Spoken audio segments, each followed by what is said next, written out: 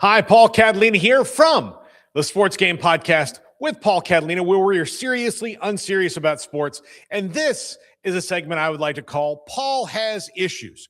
The first one that we're going to talk about today is my issue with the expansion of the NCAA men's and women's basketball tournament and the impending probably 24-team college football playoff expansion. Now, per se, I don't have a problem with football expansion if it stops at 16. 24 to me is too much. 76 is way too much for basketball. But let's get down to what this issue is and what I have an issue with. Look, this is an absolute cash grab to try to maintain the university's former large profit margins. They don't have those anymore because of NIL. Because they now have to pay the players, the profit margins they have been cut big time. Big time. I sounded like President Trump there, but that's what they've been done. They've cut a whole bunch of money out of there.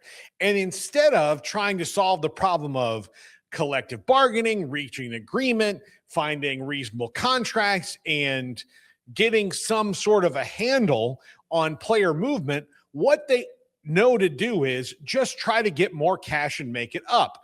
What doesn't make sense to me is you're still going to have to give some of that cash back to the players because that's the revenue that you're going to be getting.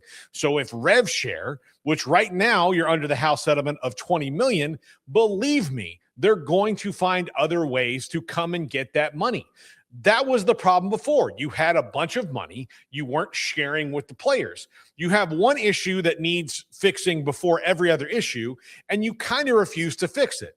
Look, the football calendar issue is a big one, and the Coaches Association believes that it can be fixed by an expanded playoff, likely 24 teams, and you shouldn't ever let coaches say how many teams should get in the playoff because they're always going to go for a ridiculously high number because they want job security. Well, I made the playoff. Well, I made the postseason. Yeah, you were the 24th team in. You were the 76th team in.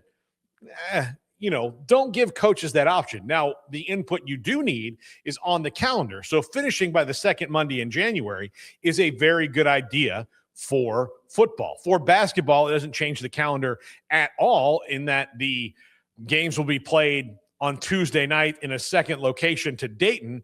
So everything will be fine. It'll just be more probably mediocre basketball when you look at it all down the line.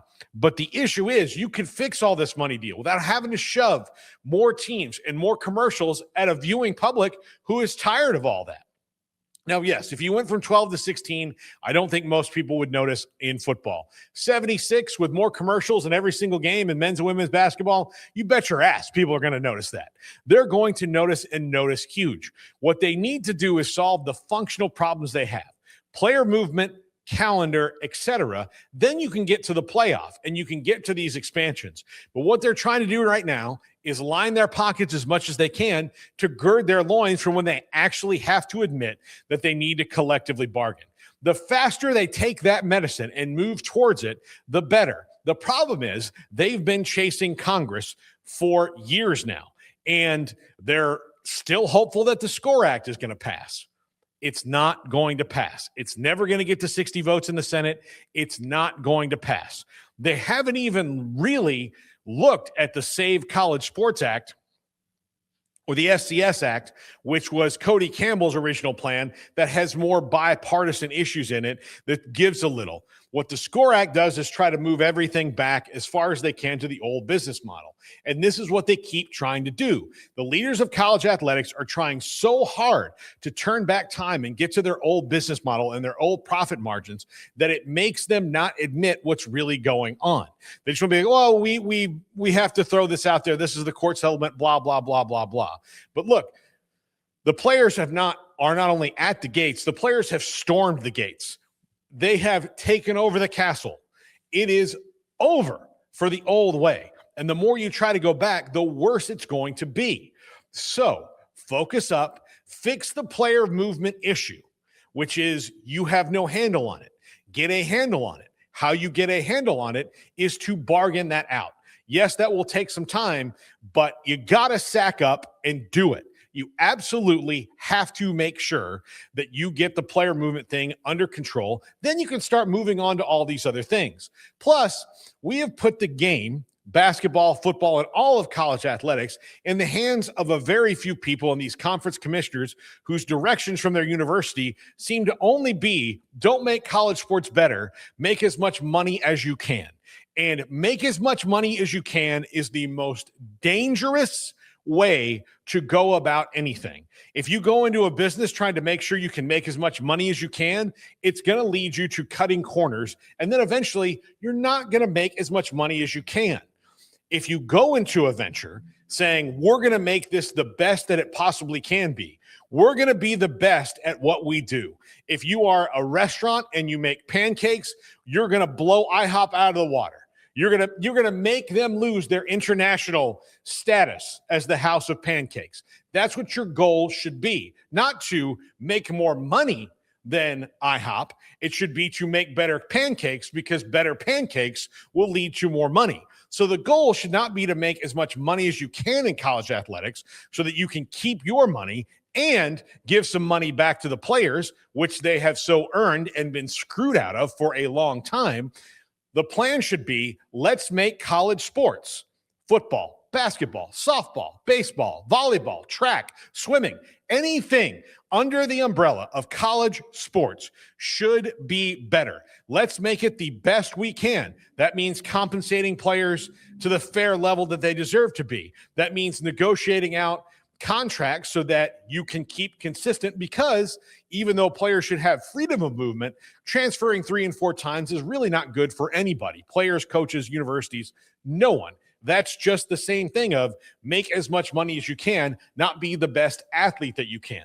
Shoving more teams in the playoffs so you can sell more commercials and make the TV networks happy, that's not making the best product that you can deliver to those TV networks. In fact, it's diluting the product that you already have, especially in the case of the basketball tournaments, which are damn awesome. It's the best thing that you do. Why are you messing with it? And why are you doing things that the fans don't want you to do?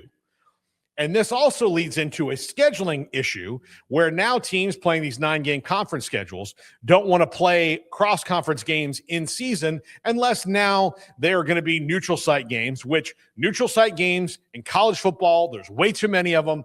Making more of them will drive me insane, but that's another issue for another Paul Has Issues.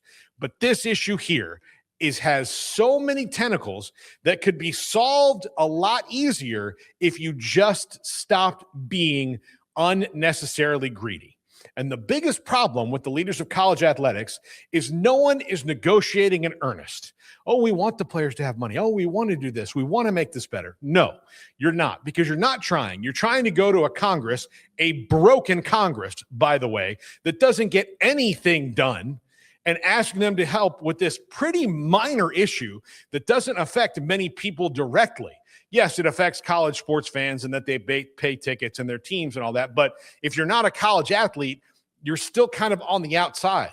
You can choose to spend that money or not. But if you're a college athlete or a college administrator or a coach or whoever, that directly affects you. That's a really small portion of the population. They're not going to do that if they can't solve some of the major issues of our country. So let's stop asking a broken Congress for help on something that they don't really want to help with outside of pretending like they care. Fix it yourself, get collectively bargained, pay the players, make it fair, make them come to the table, negotiate it out. It'll make it better for everybody long term, because right now you have a 5-year vision on this thing that should be a 500-year vision.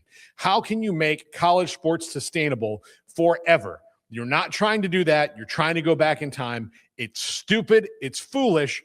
And you will lose in the long run, because the chickens always come home to roost. This is Paul Has Issues. Stay tuned for the next one on why I think Aaron Rodgers and Mike McCarthy's reunion would be like the Carpenters getting back together. Who cares? Who cares? It's just boring. Anyway, please like and subscribe to the new 365 Sports Extras and tune in for all of the episodes of Paul Catalina Has Issues and the Sports Game Podcast with Paul Catalina. See you later, everybody.